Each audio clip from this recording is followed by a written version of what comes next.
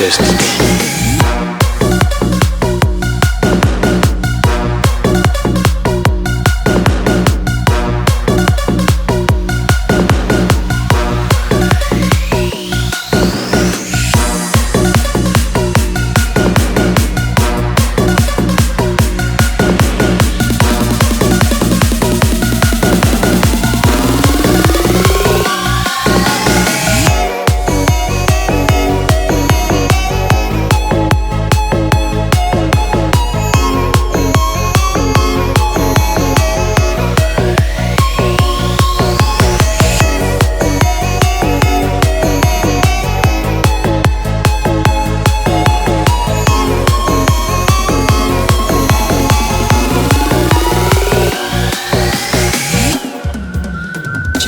TikTok ធ្វើបាបចិត្តកូនស្រីគេ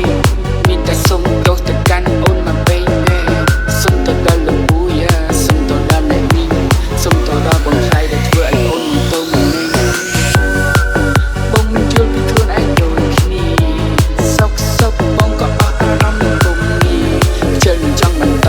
បងមានតែចាក់បដោបងចង់ធ្វើអីធ្វើទៅបងមិនចង់បកស្រាយទៀតឡើយ